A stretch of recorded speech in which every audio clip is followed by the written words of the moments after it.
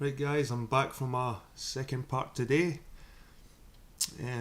Looks like it's the Garden of Eden will be the topic of the second part of this book.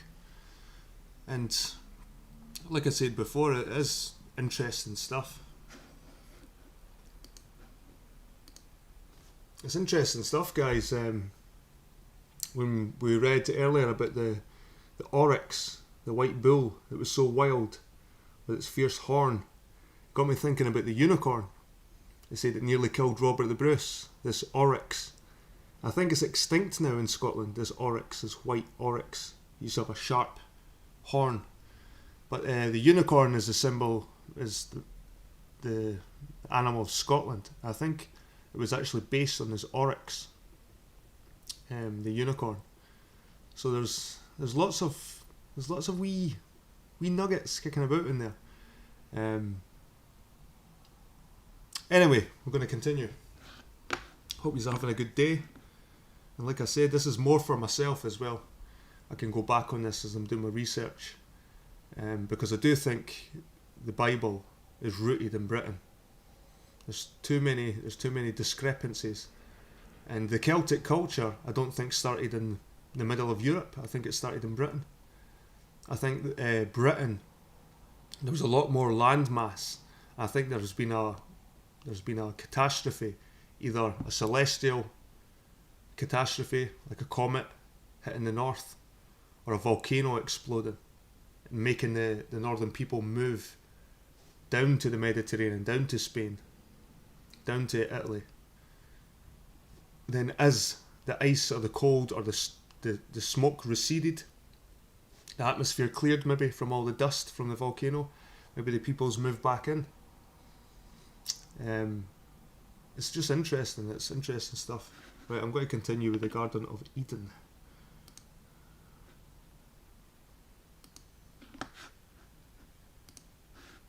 Right, part 2.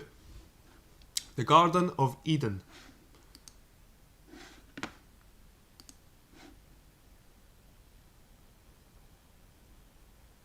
Avebury, city of Hercules. Abraham came south to the land of Canaan and Mizraim.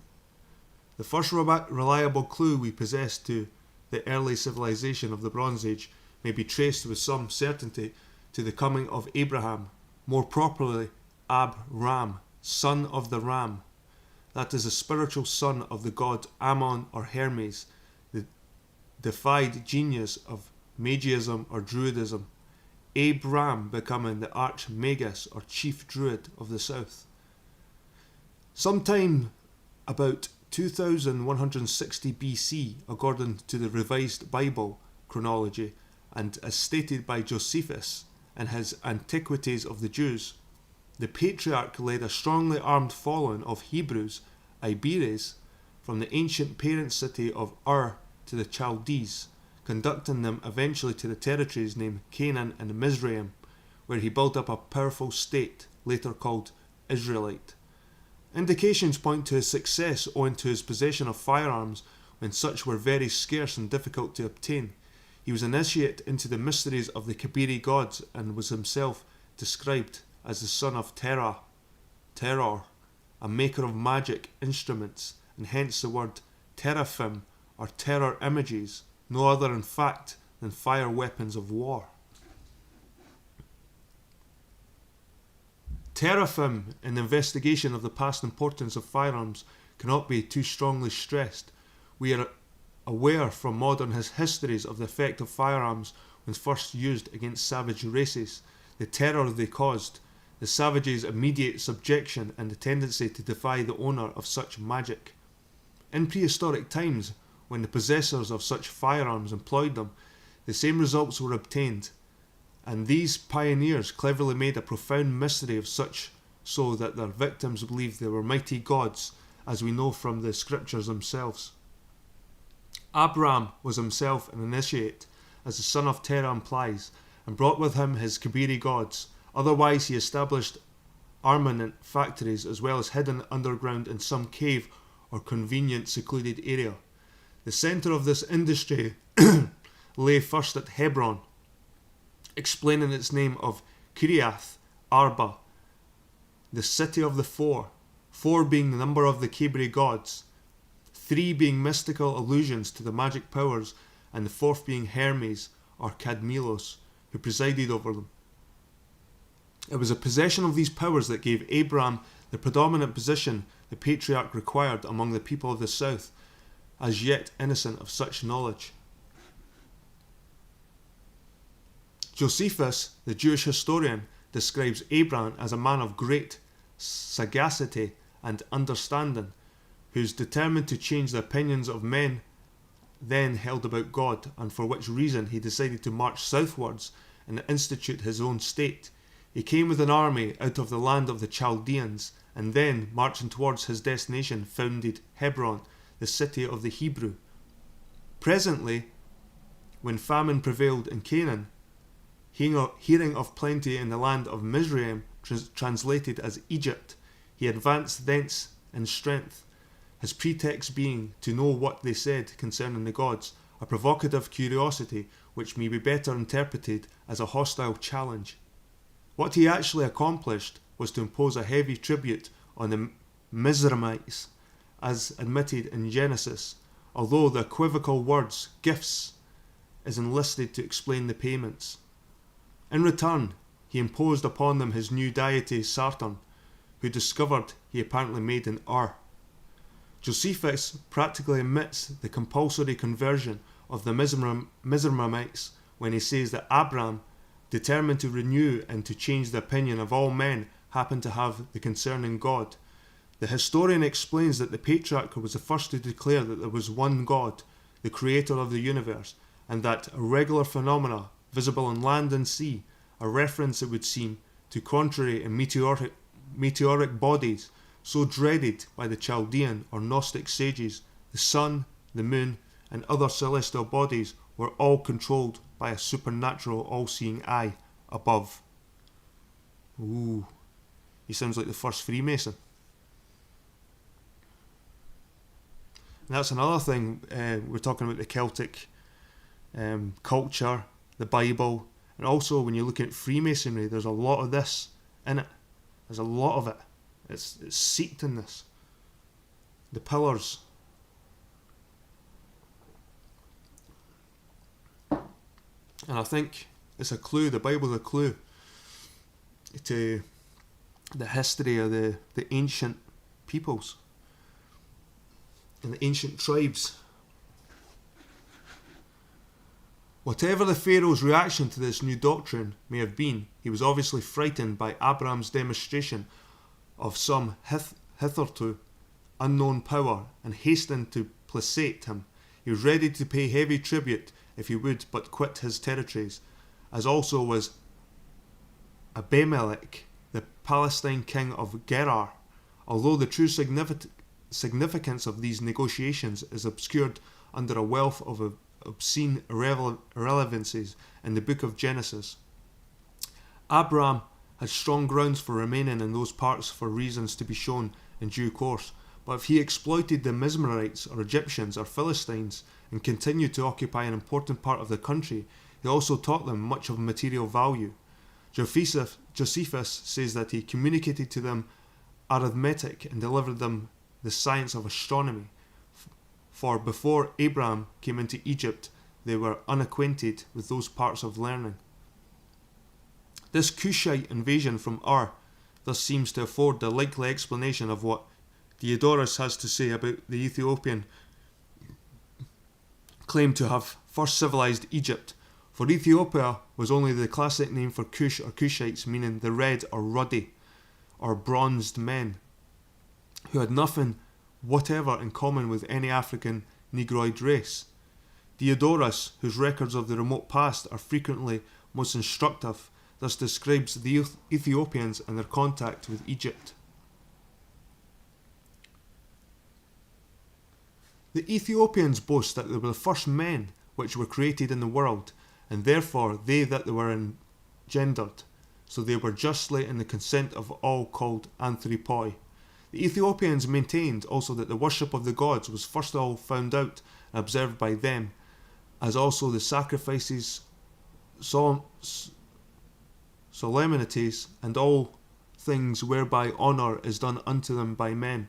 And hereof the most ancient and renowned of all Greek poets gives a good testimony, as when, in his Iliad, he introduces Zeus and all the other gods coming into Ethiopia.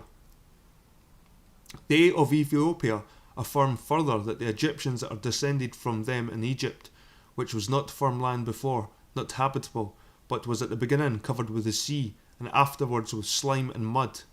They say, moreover, that many laws of Ethiopia were transported into Egypt, the colonies keeping the statutes and ordinances of their ancestors, for, holding their kings to be gods, placing their chiefest study and affection to the sumptuousness of Sephirkes, and many other things do proceed from the discipline of the Ethiopians, beside the use of great statues and the forms of letters were taken from them.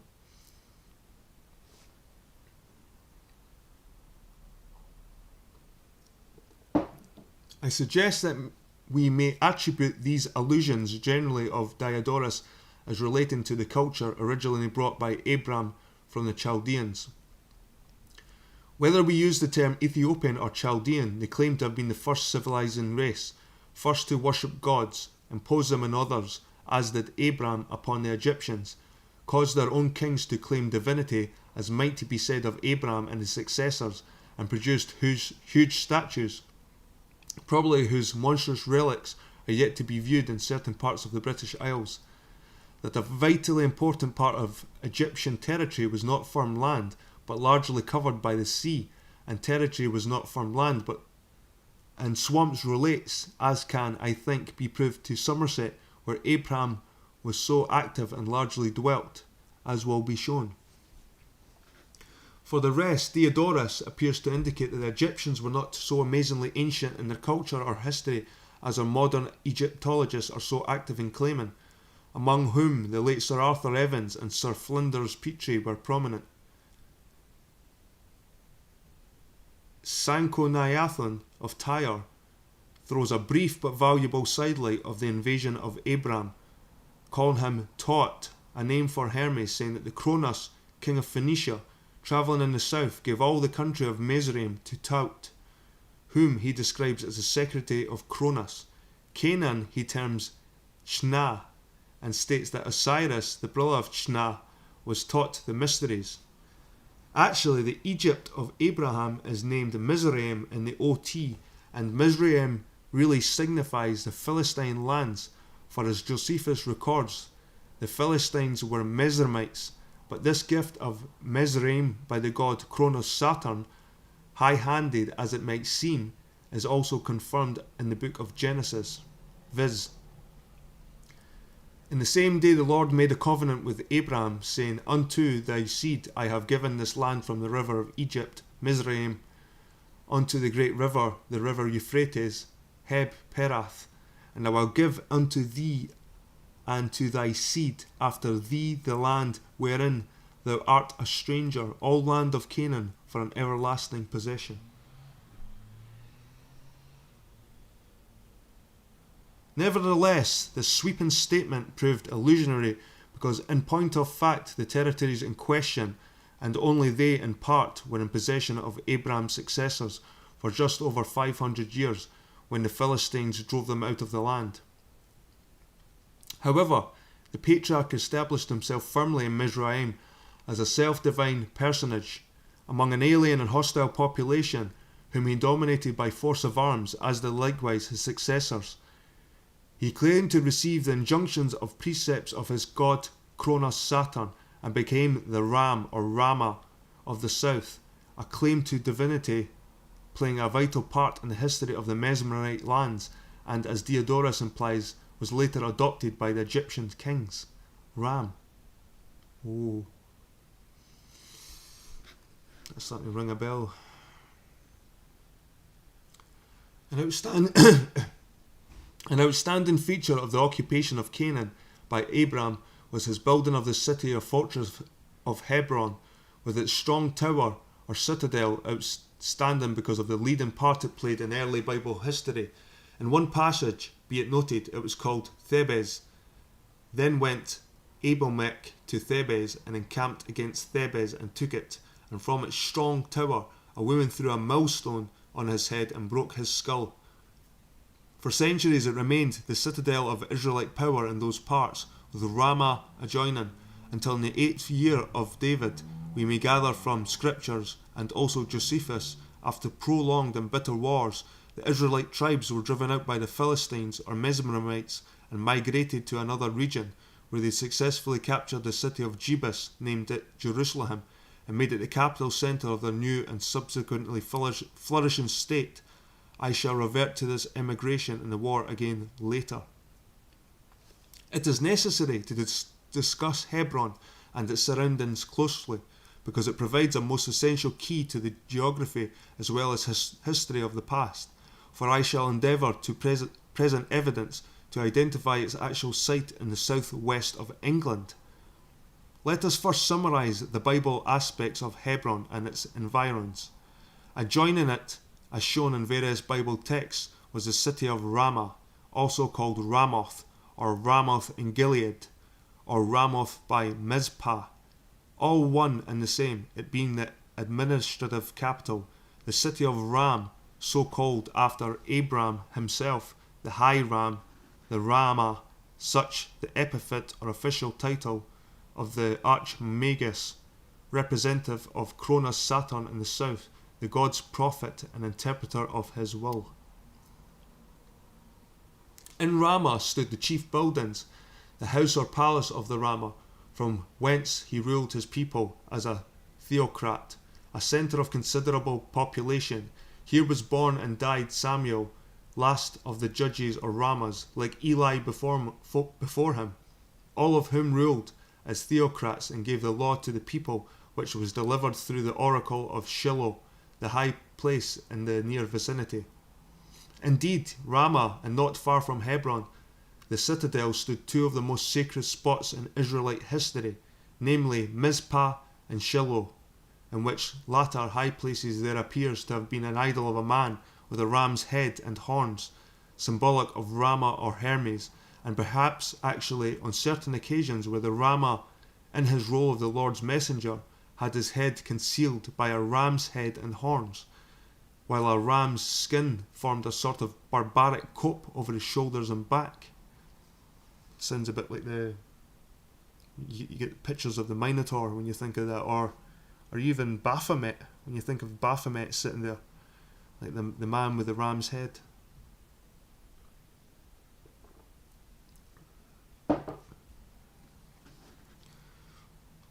All these outstanding and characteristic places, Hebron, Ramah, Mizpah and Shiloh, may be identified as Avebury, Wiltshire, and in its immediate neighbourhood, all being interconnected.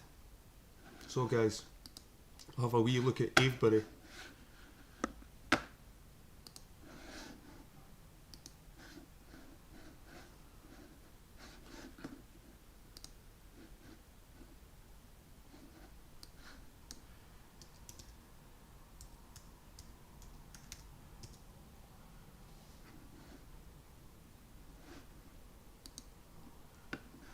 This is Avebury, Standing Stones.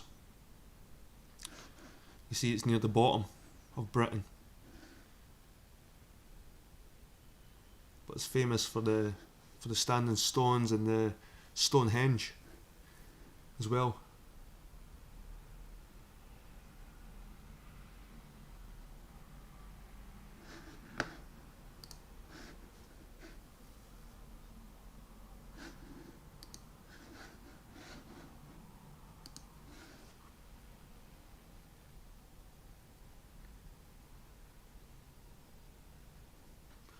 I mentioned previously that in a Bible passage, Hebron was called Thebes. This takes into consideration another supposedly separate city of ancient fame named Cadmean Thebes. Let us see what it has in common with Hebron. As a matter of fact, much, for the city of the unfortunate Oedipus, much more romantically described thanks to the genius Greek poets, offers in fact evidence which appears to link it irrevocably as one with Hebron, of which the name is but a variation. Traditionally, Thebes was founded by Cadmus, who, with his brother Cilix, was dispatched by the king of Phoenicia, as Sanchuniathon says Abraham, to go in search of his lost sister Europe. Such is the explanation offered by Herodotus and Euripides, although Conon, a learned historian, realistically represents Cadmus as sent by the Phoenicians or Chaldeans on a mission of conquest to the west. Conon also stated that Cadmean Thebes was the same as Egyptian Thebes, and implied that the Boeotian Thebes in Greece was a colony from the Cadmean city built subsequently. The Cadmean city was where the Theban god had face of a ram, the birthplace of Hercules, and where the sinister Sphinx ate every citizen alive who emerged beyond the walls until Oedipus destroyed it. Let us examine this very curious problem further. The fabulous Cadmus, or Cadmon, as his name portends, was admittedly a variation of Hermes or Gad of Samothrace, in the same way as Abraham was a title of the same important deity. Cadmus, friend and confidant of Cronus Saturn, was a mythical version of the Bible account, emanating from a Greco-Phoenician or Pelasgic source. He was inspired by the same objects and went to the identically same regions of the West Country, and whether he came originally from Ur or the Chaldees or from Samothrace is not material, for the living being who represented Hermes settled in Samothrace. Seifert remarks that Hermes was worshipped in Samothrace as the ancestral god under the name of Cadmus or Cadmilos, and it is natural, therefore, to conjecture that the Theban Cadmus corresponded to the Samothracian deity. Cadmus in Rama, like Abram, was regarded as the inventor of agriculture, the first teacher of letters and of the Cadmean alphabet, of working in bronze, and as a pioneer of civilization generally. In other words, the counterpart of Abram himself. It is by such comparative methods that we arrive at the facts in the end. A third variation of Abraham should here be entertained because of who Gaddarn he appears before us as the prehistoric Cymric or Cimmerian patriarch who, according to the Welsh triads, led the Cymry first to Britain from across the Sea of Mist and eventually settled with his following in Somerset, the summer country. Like both Abraham and Cadmus, he taught the Aborigines in the south the arts of civilization and was said to have possessed the country by peaceful means.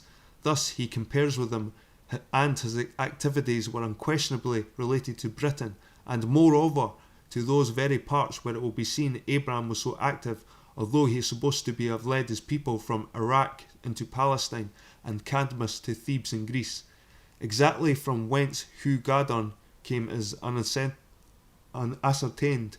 though wild guesses have been made, including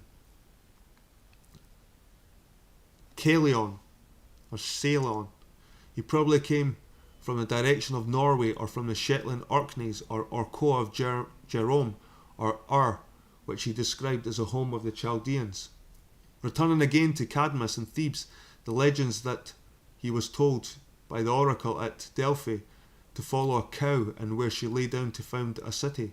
She led him to a site guarded by a dragon which he slew and sowed its teeth into the soil, from whence sprang up armed Spartai, otherwise warriors. The dragon's teeth subsequently became the Theban serpent of stone, a circle of stones such as we find at Avebury, and the armed Spartai may be said to compare with the Hebrew Levites, the fighting caste whose headquarters and training centre was in Hebron. As Cadmean Thebes was renowned as the birthplace of Hercules, to whom immense igneous monolithic stones were sacred, it also brings into a like category the fact that Mizpah, a heap of stones adjoined Hebron, was also a most important site in early Hebrew history, the site where Jacob and Laban set up pillars. And this is where I was saying about Scotland and the stone of Scone, stone of destiny. It was meant to be the same stone that Jacob slept on. according to the Bible. And that's why every king and queen is coronated on that stone. It's placed under a throne. So why is this so important to Scottish and British royal bloodlines? From consideration of these matters, let us turn to the Egyptian record of these same matters.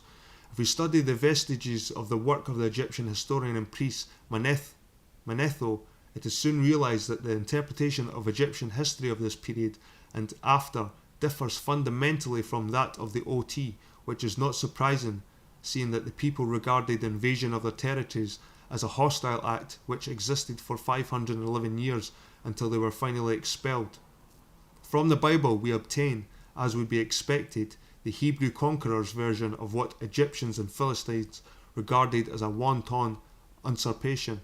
Therefore, anyone studying this period on its merits and not as a religious subject cannot ignore Manetho, high priest of the temple of Isis at Sebennytus in the time of Alexander the Great, a man of the highest repute for wisdom and versed in both Egyptian and Greek lore.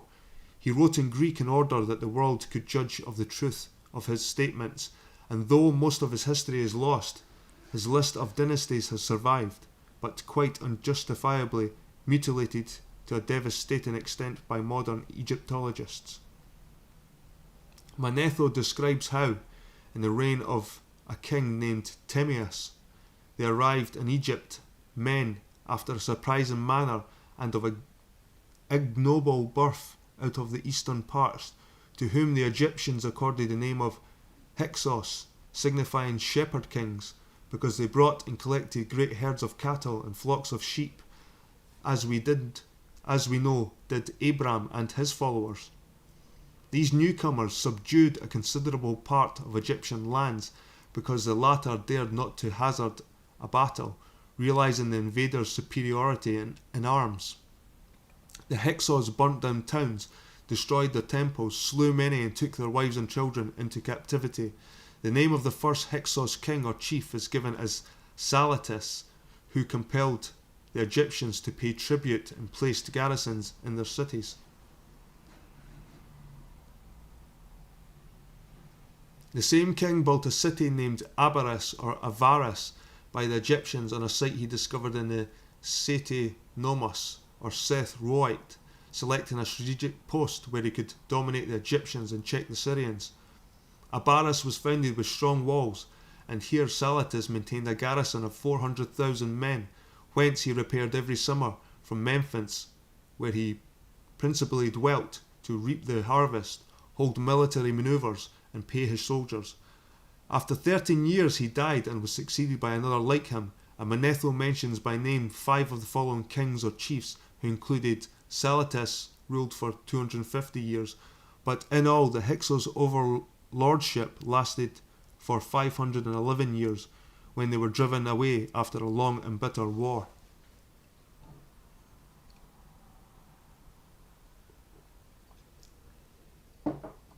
If we consider the evidence so far, let us note that the name of Abaris, Abar, compares with Hebron or Heber or Eber, or Thebes or Thebai, all variations of the root word Abar, Eber or Heber, and hence the name Hebrew Hebron being the city on of the Hebrew.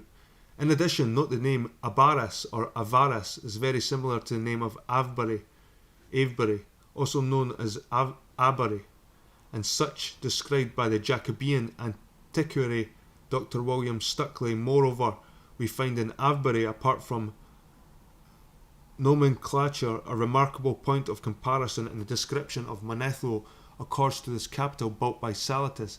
He says it was a city of Typhon, so called for theological reasons.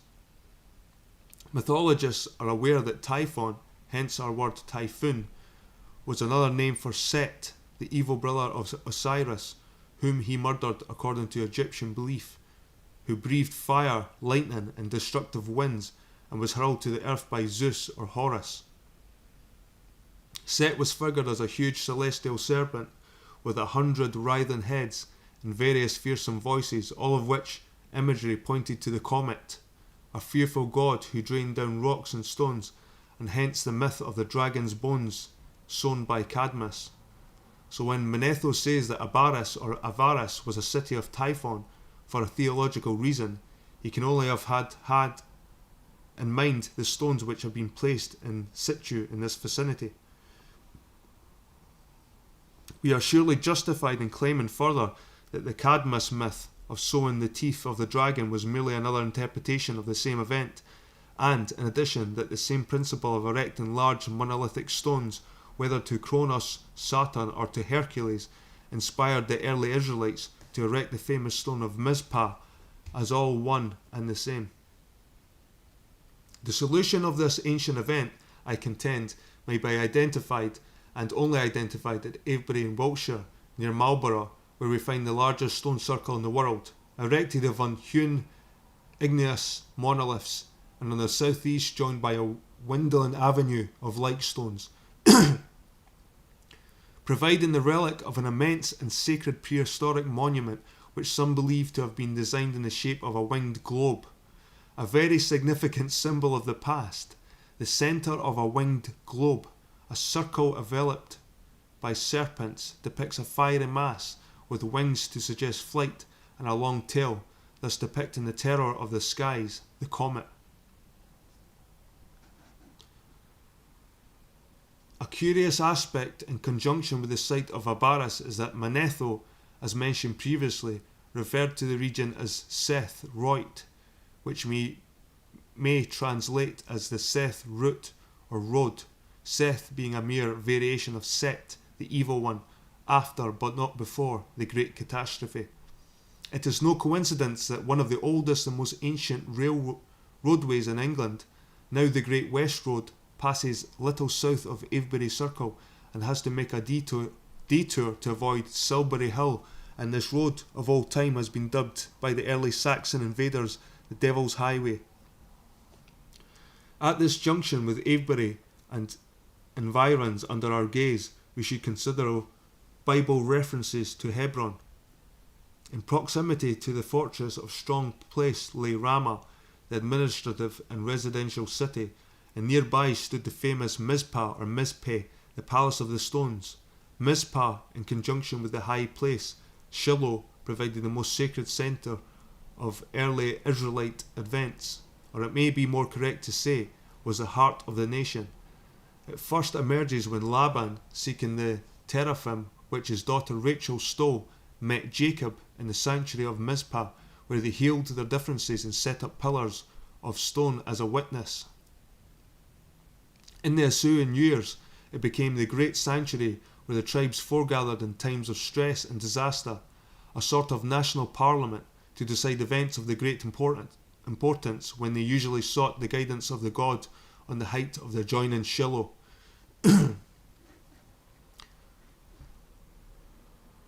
Herunto did Samuel summon the people when the Philistines had utterly defeated the nations, and here they elected Saul as their first king to lead them in battle. They had met the previously in Benjamin's rebellion and walked from Mizpah in Solomon's possession to the house of God on Shiloh. Mizpah, central emblem of Israel, as a palace of sacred stones, can surely be identified as the same stone dragon as the Theban round temple, or as Manetho's serpent Typhon.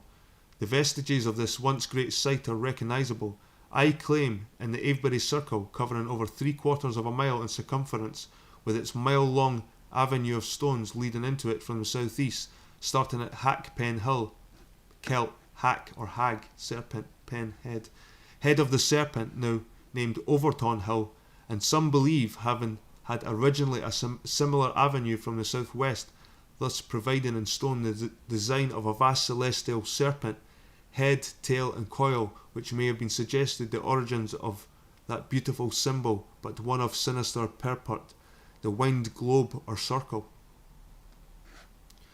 Linked closely with this great temple, Silbury Hill, covering 5.5 acres, 130 feet high, the highest artificial pyramidal mound in Europe, situated a mile south of the great circle, may be likened to the sacred Shiloh, and is almost identical with its name. And in the north of this considerable area, guarding the ancient British city, towers Barbary Castle, an immense prehistoric fortress along the northern encampment of hills, once evidently a castle in fact, with stonework and walls. We may be justly propose that here lies the site of Hebron, of which Barbary may yet preserve the memory. Finally, below Barbary, in the east of the Great Temple, spread the vestiges of a prehistoric British city, whose importance may be gauged by the existence of no fewer than 5 enormous long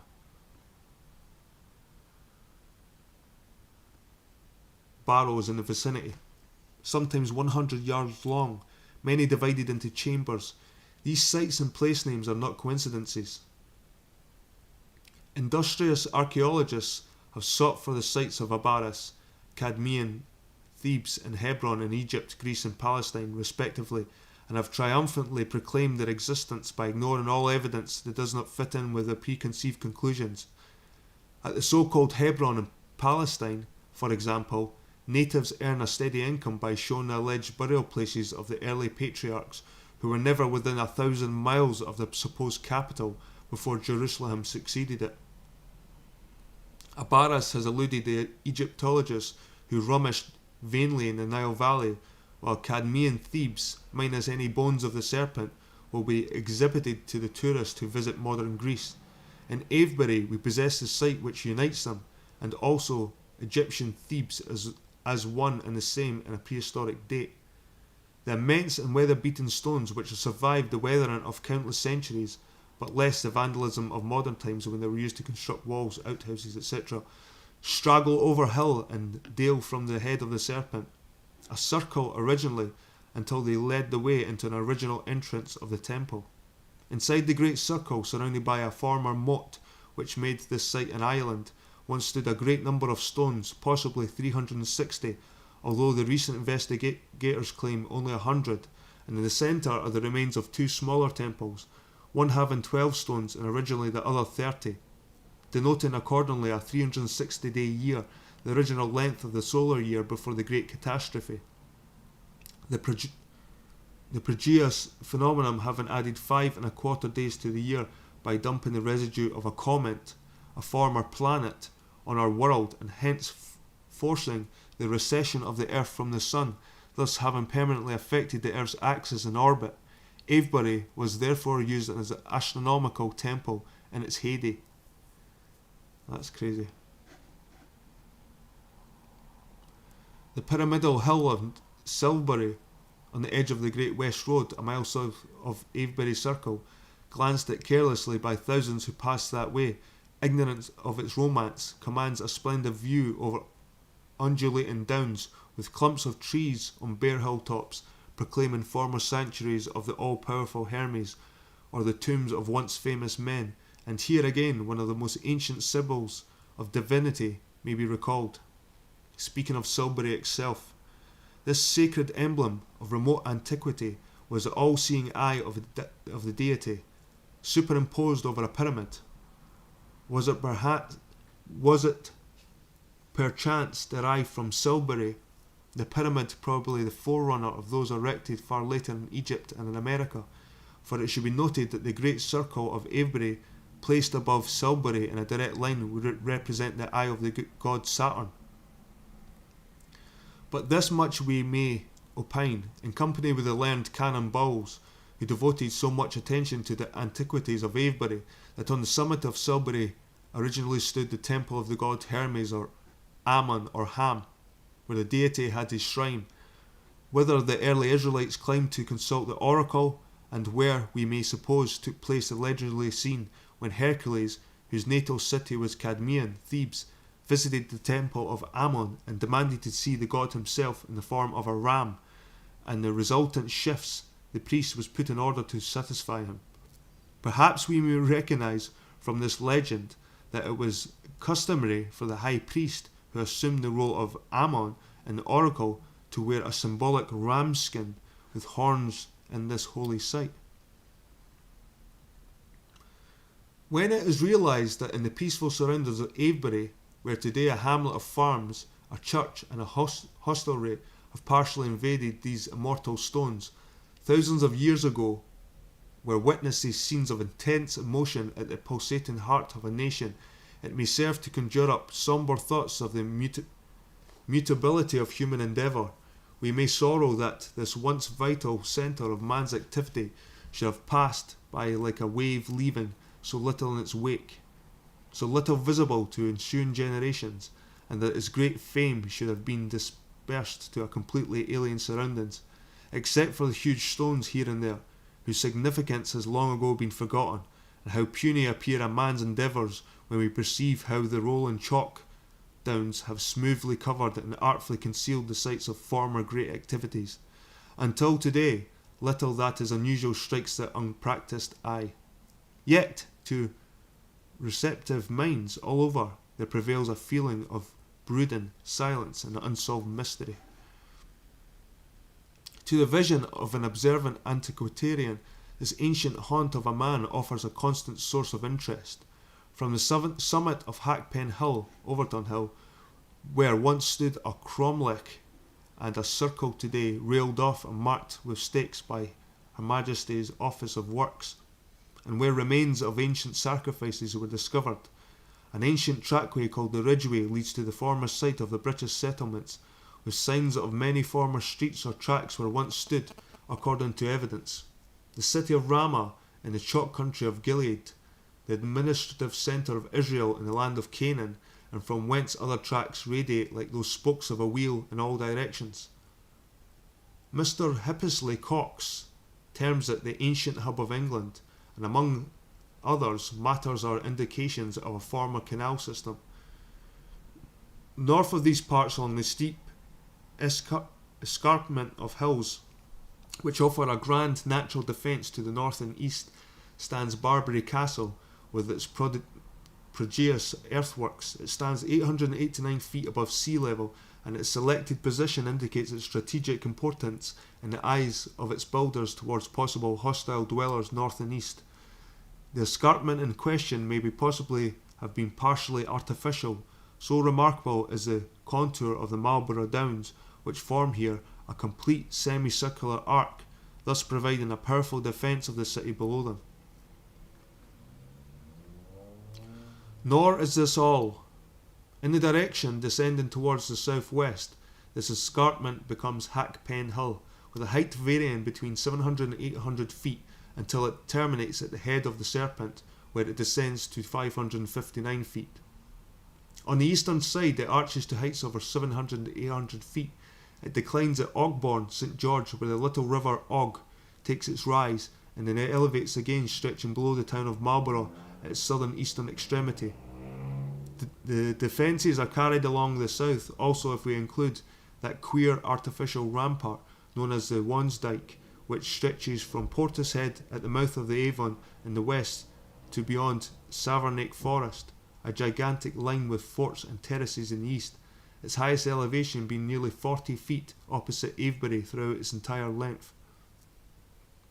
Many believe that it was erected by the Belgae or Saxons as a defence against the Britons on the north, but there is evidence that it was a British defence to foreign invaders from the south. The British settlement, which I propose was Ramah, lies inside these imposing defences, and which stretch over an area of more than 4 square miles. In and about it sprawls the huge quarry of sarsen stones whence the temple was originally erected. In the neighbourhood are various tumuli, the great ruined dolmen called the Devil's Den, and beyond in the north glooms Rim, Barbary Castle.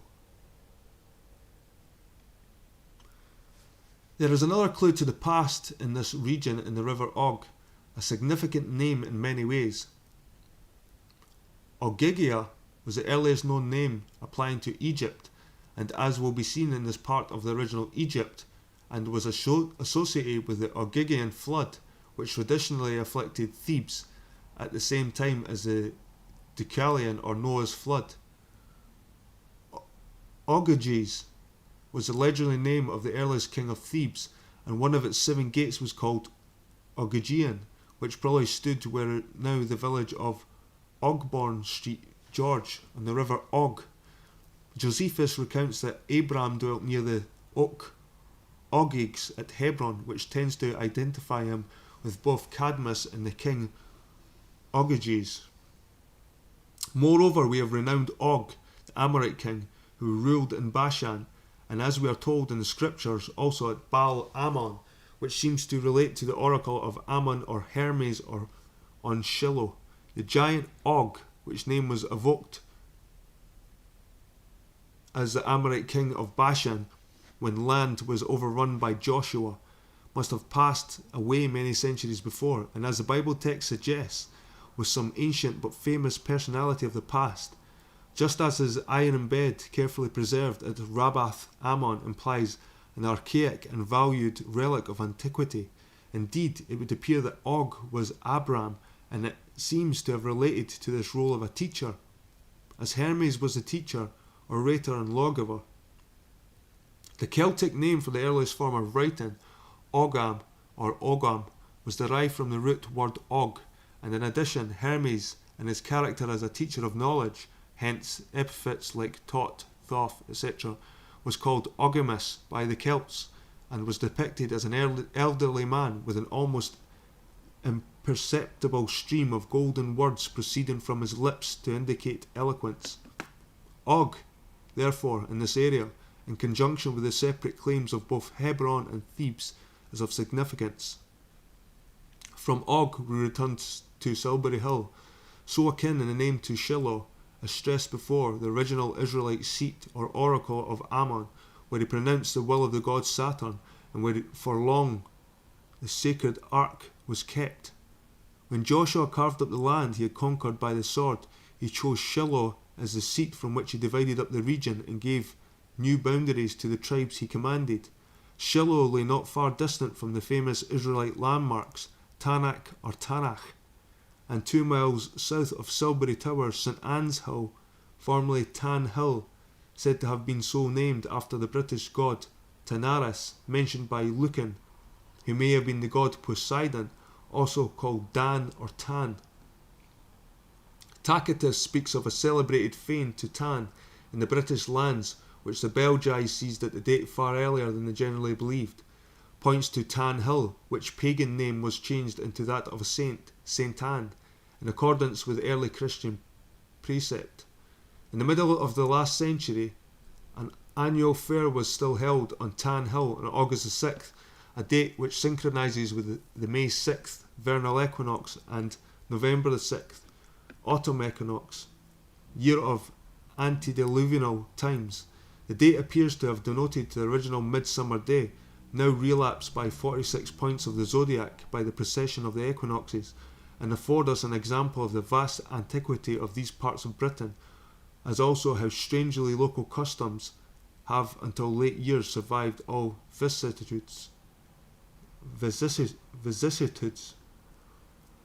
And Shiloh in Israel's day had its special festival. It was at Shiloh where the young outlawed Benjamites, wanton wives, lay in hiding when the virgin daughters of Shiloh, on their way to the Lord's house to take part in a religious dance, were surprised by the young men, who sprang on them from the concealment, seized them by force despite their struggles, and had abducted them, willing or otherwise, and made them their wives. The elders of Israel, who had more than a shrewd idea of this intended rape, turned nevertheless a blind eye to the proceedings, because, where they could not pardon the unrepentant tribe and consent to receive them back into the fold, they had no wish to send them die out to marry wives of other races, so they could go round the oath they had sworn to Mizpah or Mesphi by this piece of diplomatic blindness. It may seem that this dance of the daughters of Shiloh was perpetuated as a folklore custom without the abduction, like so many time-honoured pagan festivals, now, alas, almost extinct in these materialist times. Commander Christopher Harvey, in his monograph, The Ancient Temple of Avebury and Its Gods, describes an annual fete formerly held on Silbury Hill in honour of the young men and maidens accompanies, he says, much jollification, high spirits and flirtations. It may well have been a survival of the rape of the virgins of Shiloh, for it was a gathering intended to bring the two sexes together with a view to matrimony.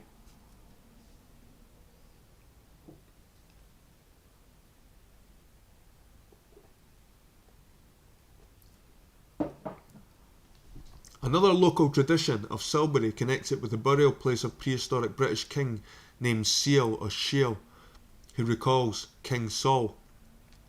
That unfortunate monarchate, a Benjamite, was familiar enough with these biblical parts and was slain in battle by the Philistines at Jabesh Gilead in the Chalk country. David sent to recover his bones as well as those of Jonathan, his son, to have them reinterred in a place called Selah or Zelah, a name often adjourned as a sanctuary. The name resembles Silbury or Shiloh. Bible names frequently vary, and there are many long barrows in the vicinity of Silbury Hill where Saul might have been buried, for Ramah was his capital during his stormy reign. Place names, admittedly, are often illusionary, but for all that they provide considerable collateral evidence because landmarks tend to retain their names even with a change of masters. We see how Hebron in the Greek Manetho could become Abaris, and how both apply in nomenclature with Avebury or Avebury, their identity being supported by all the other testimony brought forward. We have another example of this name Abaris in the mountains or hills of Abarim, where Moses assembled the Israelites, and upon a height of which he climbed in order to obtain a distant view of the land of Bashan. He was ordered by his deity to get thee up on the mountain Abraham into Mount Nebo, which is in the land of Moab, and behold the land of Canaan, and die in the mount whither thou goest up. Moses obeyed and perceived all the lands of Gilead unto Dan, unto the utmost sea. He was said to have died on Mount Nebo, and was buried in a valley in Moab, but the text says somewhat contradictorily, but no man knoweth his sepulchre to this day. Before this we have the account of how Balak, king of Moab, prevailed on Balaam to curse the vast numbers of invaders and took him to the top of Peor, whence we have the obvious Hadashah or pious legend of how the angel prevented Balaam from proceeding, and how Balaam, instead of cursing the huge concourse, stayed to bless them. All this happened in the region of Og in the land of Bashan, in the neighbourhood of Abraham, not Iberim. Is it merely a coincidence that the highest point of the escarpment of hills north of Avebury is named Nebo Farm to this day? Or that, farther eastwards on the borders of Wiltshire and Berkshire, a mile southwest from Membry Camp, we find the height named Balak Farm? How come these most unusual names to be in the very places where they fit in with the biblical accounts, unless it be that they perpetuate the memory of a great overthrow in a prehistoric time? Strange as it may seem, such landmarks do survive unless some subsequent reason cause a change in the name, and these sites, precious as they may be in our eyes now, offer no occasion for such a change. Nebo and Abiram, Nebo and Avebury, Balak and the hilly regions of east of Abiram, where we gather and dwelt the Moabites towards the great river. It is not improbable that the temple at Avebury, majestic and imposing as it must have appeared in those long distant days, with every stone in place, with Silbury Hill beyond, and the city of Ramah gleaming in the sunshine, we may have given the name of Canaan to the adjoining regions, for the word Can or Can signifies a serpent, and here lay the focus of a civic and military life. The draconic aspect of the Great Circle must have exerted a considerable influence on the minds of succeeding generations, not only because of its immense size and significance, but also because it was almost certainly the first such type of serpentine temple ever erected. Hence, therefore, we find Stephen of Byzantium declaring that the Typhon was struck down by the lightning at Heronopolis, the city of Hero Hercules, of Apollonius Rhodius, stating that the Typhon fled from Zeus as far as Pelusium, in which the neighbourhood stood Abaris, and Herodotus that Typhon lay unchained in that area, all of which traditions intimate that through the ages classic writers associated Typhon, the serpent or dragon thrown down from heaven, with Abaris, and that it was the Egyptian city of Hercules. More could be said on the important relationship of Abaris or Avebury to Hercules and the pillars associated with that hero or deity, but for the present it will suffice to record that these classic authorities are all related with the bones of Siphon or Set, otherwise the great monoliths, with Abaris, and that we have seen also that the same city was Hebron or Cadmean Thebes. The evidence I have adduced so far in support of the contention that Avebury marks as romantic an important site of prehistory has relied upon the comparison of Bible history, Greek myth and legends, topography, folklore and place names with the Great Temple as a pivotal clue. There is other testimony which will still further clarify the conclusions tentatively advanced, and that its situation compared with other important prehistoric sites and settlements which lead towards the fitting together of the past like the pieces of a gigantic mosaic.